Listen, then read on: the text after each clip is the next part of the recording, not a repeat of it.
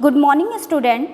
जैसा कि हमने कल की वीडियो में देखा था कि हमने क्या चीज़ पढ़ी थी कि कोर्स ऑफ बिजनेस ट्रांजैक्शन मतलब बिजनेस ट्रांजैक्शन की गतिविधियाँ क्या होती हैं, ठीक है, कैसे हम गुड्स मंगा सकते हैं। तो उसमें हमने बात की थी पहले आप इंक्वायरी लेते हो, उसके बाद में आप कोटेशन लेटर आता है, फिर आप ऑर्डर करते हो, फिर एक्नॉलेजमेंट का लेटर आता है, बहुत सारी चीज़ों के बारे में बात की थी। तो आज हम क्या बात करने वाले हैं कि जो गुड्स आप मंगा रहे हो उसका मेथड क्या है, कैसे आपका जो ट्रेडर होगा या जो सेलर होगा वो क्या करेगा, आपके पास में सामान को भेजेगा। तो सिंपल सी बात समझने की कोशिश करना है कि बहुत सारे मेथड हो सकते हैं, आपकी बुक में भी बहुत सारे दिए हैं, बट आपका एग्जाम में कौन सा पूछा जाता है, most of the time railway पूछा जाता है, ठीक है।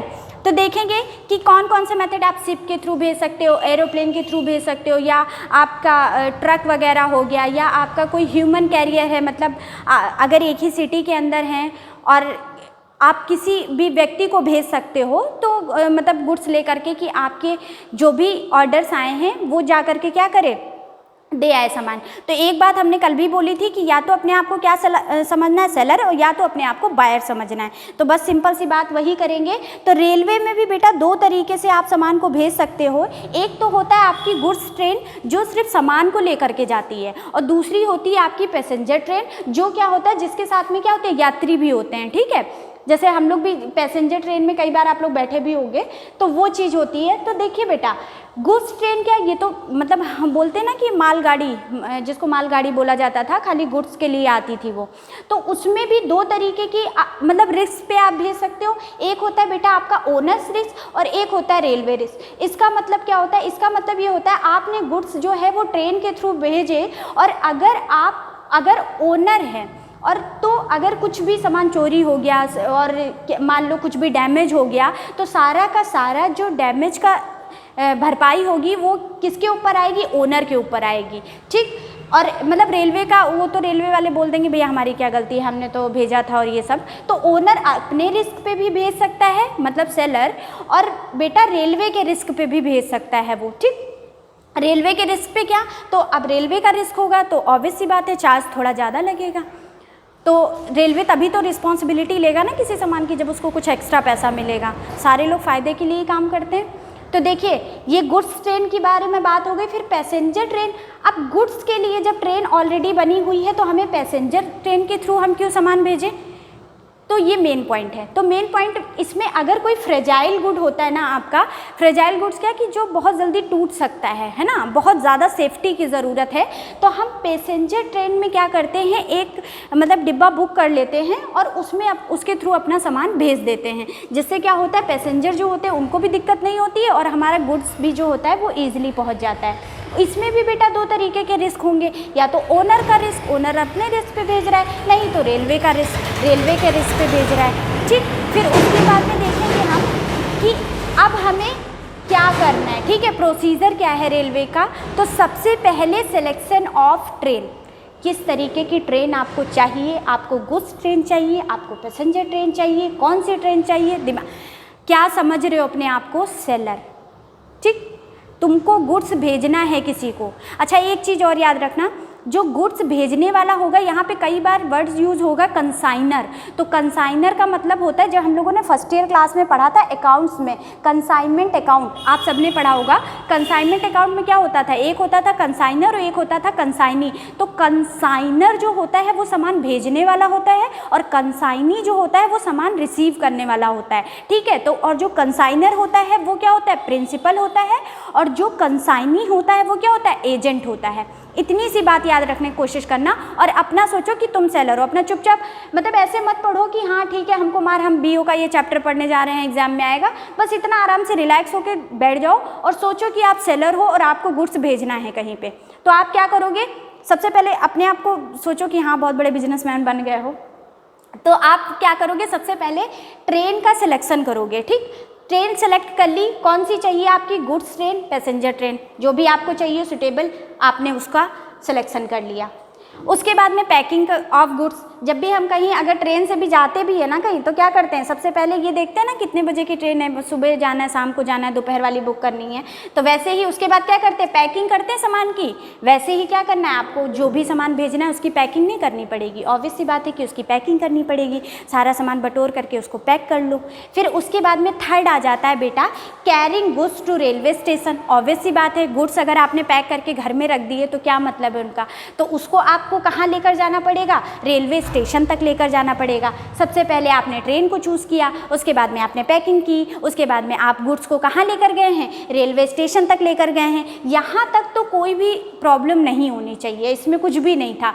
उसके बाद में नेक्स्ट आ जाइए बेटा, दिया है फॉरवर्डिंग नोट्स का मतलब समझते हो, हम लोग ट्रेन से जाते हैं अगर तो वहाँ पे टिकट लेते हैं ना, इसी तरीके से हम जब जाएंगे और बोलेंगे कि भैया हमको अपना सामान क्या करना है, रेलवे के थ्रू भेजना है दूसरे स्टेट में या जहाँ भी, मतलब आपको जहाँ भी सामान भेजना हो, तो वहाँ पर आपको एक फॉरवर्डिंग नोट मिलेगा। देखिए फॉरवर्डिंग नोट्स हम आपको लास्ट में मतलब दिखा देंगे, ऐसे मतलब इधर से दिखाएंगे तो दिखेगा नहीं, पर देख सकते हैं क्योंकि इस तरीके का होता है। चलिए लास्ट में दिखा देंगे। देखिए दिया हुआ है फॉरवर्डिंग नोट क्या होता है, जो sender, the sender has to fill a form, एक फॉर्म मिलता है रेलवे की तरफ से कि भैया अगर आपको ये सामान भेजना है तो आप क्या करो, इस फॉर्म को भर दो। तो उस फॉर्म पे आपको क्या क्या चीज़ें आपके पॉइंट्स में दिया है, क्या लिखना होगा, सेंडर का नाम और एड्रेस। हमको अब आपको अपना सामान भेजना है, आप क्या करोगे, अपना नाम लिखोगे, अपना एड्रेस लिखोगे, किसको भेजना है उसका नाम लिखोगे, उसका एड्रेस लिखोगे, उसके बाद लिखोगे कितने पैकेट्स हैं, मतलब जो आप प्रोडक्ट भेज रहे हो वो कितनी मात्रा में है, क्वांटिटी क्या है उसकी। फिर उसके बाद में है मतलब गुड्स किस तरीके का है, डिस्क्रिप्शन ऑफ गुड्स का मतलब होता है कि गुड्स आपका किस तरीके का है, वेट कितना है गुड्स का, मतलब किलो में, केजी में, मतलब जो भी आप लिखना चाहो तो वेट कितना है। उसके बाद दिया हुआ है फ्राइट, रेलवे फ्राइट पेड और would be paid by consignee, ये चीज़ भी आपको मेंशन करनी पड़ेगी कि आपने जो भी पेमेंट आप प्री कर रहे हो, मतलब कि हम अपनी तरफ से पेमेंट कर रहे हैं, या जो जिसको आप सामान भेज रहे हो जब वो रिसीव करेगा तो वो पेमेंट करेगा, ये क्लियरली मेंशन कर देना चाहिए। फिर उसके बाद में destination, name of the station, destination का मतलब कि आप कौन से स्टेशन पे अपना सामान उतरवाना चाहते हो, ठीक। फिर उसके बाद अपना सिग्नेचर कर देना है। तो सिंपल सी बात है कि फॉरवर्डिंग नोट क्या होता है, एक तरीके का फॉर्म होता है जो रेलवे अथॉरिटी देती है सेलर को, सेंडर को। हम सेलर है, हमको सामान भेजना है तो हमको ये फॉर्म मिलेगा और उसमें हमको क्या भरना पड़ेगा, अपना नाम, अपना एड्रेस, जिसको हम सामान भेज रहे हैं उसका नाम, उसका एड्रेस, उसके बाद में गुड्स में कितने पैकेट्स हैं, क्वांटिटी क्या है, उस वेट कितना है, उसके बाद में कौन से स्टेशन पे भेजनी है, ये सारी जितनी भी ज़रूरी चीज़ें होंगी वो क्या करनी पड़ेंगी, आपको आपकी फॉरवर्डिंग नोट्स में लिखनी होगी, ठीक। तो इसका जो क्या बोलते हैं, इसको हम दिखा देंगे आपको वीडियो में कि किस तरीके का ये फॉर्म होता है। फिर उसके बाद देखिए बेटा रिस्क नोट, रिस्क नोट क्या होता है, रिस्क नोट में सिर्फ ये लिखा होता है कि रिस्क किसका रहेगा, अगर गुड्स डैमेज हो जाते हैं रास्ते में या खो जाते हैं, कोई भी दुर्घटना घटित हो जाती है, तो उस सिचुएशन में जोखिम नोट किसका, मतलब जोखिम किसका होगा, कौन उस नुकसान की भरपाई करेगा। तो देखिए यहाँ पे ये दिया है ओनर रिस्क और रेलवे रिस्क, इसी में मतलब ओनर का रिस्क है या फिर रेलवे का रिस्क है, तो ये होता है आपका रिस्क नोट। फिर उसके बाद है बेटा handing over the goods and payment to railway authority. आप क्या करोगे, रेलवे अथॉरिटी को गुड्स और पेमेंट क्या कर दोगे, हैंड ओवर कर दोगे, आपने अपना सामान उनको सौंप दिया, सिंपल सी इतनी बात है। फिर उसके बाद में देखिए बेटा रेलवे क्या करेगा, आपको रिसिप्ट देगा। ऑब्वियस सी बात है कि आपने सामान उनको सौंपा है तो कोई ना कोई रिसिप्ट तो होनी चाहिए आपके पास में, तो रिसिप्ट आपको मिल जाएगी रेलवे के थ्रू। अब उसके बाद में देखिए फॉरवर्डिंग आरआर, रेलवे रिसिप्ट की बात कर रहा है, टू कंसाइनी। फिर बेटा जो आपको रसीद मिली होगी वो आप कंसाइनी को भेजोगे, कंसाइनी जिसको आप सामान भेजना चाहते हो उसको आप क्या कर दोगे, ये वाली रिसिप्ट भेज दोगे। जब वो ये रिसिप्ट दिखाएगा ना तभी वो सामान गुड्स जो है वो रिसीव कर पाएगा, है ना। मतलब ये प्रोसीजर होता है कि हम आपको रसीद मिली, आपने उसको किसको फॉरवर्ड करना है, जो कंसाइनी है मतलब जो रिसीवर ऑफ द गुड्स है उसको वो रिसिप्ट क्या करनी है, रिसीव करनी है। फिर उसके बाद में इतना हो जाने के बाद में आपको प्रिपरेशन ऑफ इनवॉइस बनाना है। इनवॉइस तो आपको पता होगा, इनवॉइस का मतलब क्या होता है कि जो सेलर जो सामान आपने जितना जितना मंगाया है उसका प्राइस क्या है, क्वांटिटी क्या है, वो सारा लिख करके क्या करता है सेलर जो होता है और बायर को भेज देता है। तो उसके बाद में आप क्या करोगे, इनवॉइस प्रिपेयर करोगे। फिर बेटा एडवाइस नोट, एडवाइस नोट आपका क्या होता है, इसमें डेट, टाइम और मतलब जैसे एडवाइस नोट में हमने लिख करके अपने कंसाइनी को या जिसको हमने गुड्स भेजा है उसमें लिख दिया कि एडवाइस नोट के थ्रू हमने बता दिया कि डेट और टाइमिंग क्या है, मतलब कितने बजे ट्रेन पहुंचेगी, तो आप उसको क्या कर लीजिएगा, रिसीव कर लीजिएगा, मतलब गुड्स को रिसीव कर लीजिएगा। उसे हम क्या बोलते हैं, एडवाइस नोट बोलते हैं। ठीक है कि इतनी डेट को 16 तारीख को 2 बजे ट्रेन आने वाली है, तो आप क्या करोगे, गुड्स को रिसीव कर लेना। रेलवे रिसिप्ट आप पहले ही भेज चुके हो, उसके बाद आपने एडवाइस नोट भेज दिया। फिर उसके बाद है टेकिंग डिलीवरी ऑफ गुड्स। बेटा गुड्स की डिलीवरी कौन रिसीव करेगा, सिंपल सी बात है कि गुड्स की डिलीवरी आपका रिसीव करेगा जो बायर होगा, मतलब जिसको आपने सामान भेजा होगा। ठीक, तो टेकिंग डिलीवरी ऑफ गुड्स हो गया। फिर उसके बाद में है यहाँ तक, मतलब रेलवे का काम था, यहाँ तक रेलवे का काम हो गया। ठीक, रेलवे की बात यहाँ पे ख़त्म हो गई।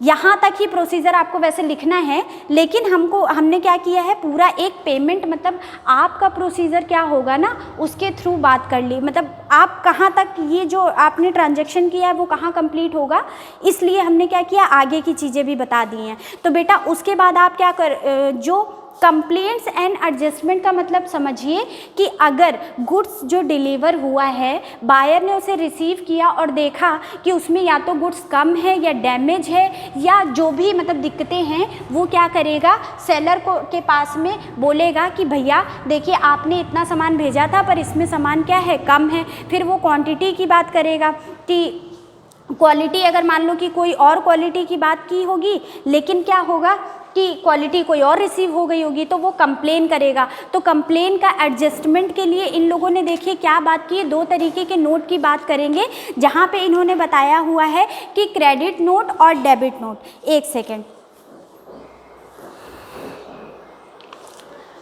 देखिए दिया है, after obtaining delivery of goods the buyer telling the goods को क्या करेगा, टैली करेगा, मिलाएगा विद ऑर्डर फॉर्म, मतलब जो ऑर्डर का फॉर्म होगा उससे, और फिर बताए the goods are not according to the order form, invoice mention wrong amount, there is some other error, the buyer makes a complaint to the seller, if the buyer has suffered from loss he writes a letter to the seller. कह रहे हैं कि देखिए वही सारी बातें जो हमने बताई वही आपकी बुक्स में भी लिखी हुई हैं।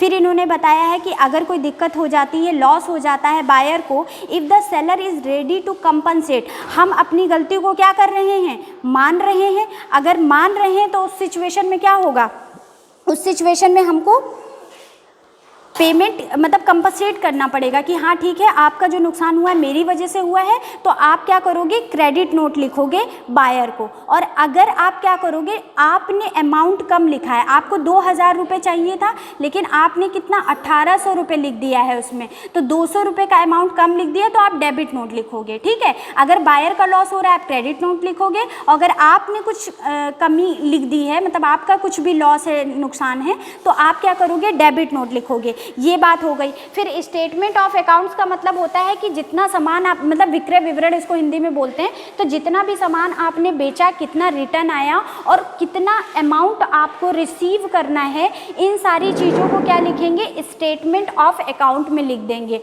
उसके बाद में क्या होगा, आपको पेमेंट रिसीव हो जाएगा बायर के साइड से।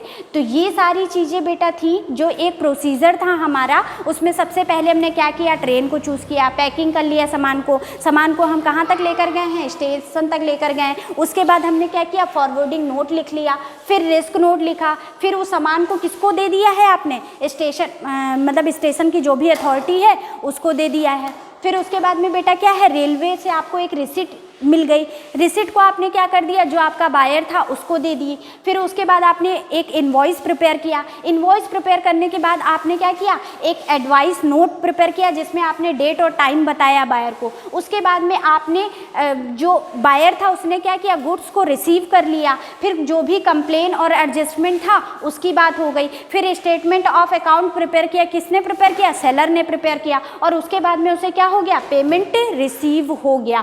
ठीक है, तो ये सारे पॉइंट्स थे आपके रेलवे से रिलेटेड। अगर आप गुड्स को भेज रहे हैं तो उसके रिगार्डिंग अब हम आपको क्या मतलब रिसिट का जो फॉर्मेट होता है वो दिखा दे रहे हैं। और उसके अलावा आपकी फॉरवर्डिंग नोट का जो फॉर्मेट है वो दिखा दे रहे हैं कि ये किस तरीके का होता है।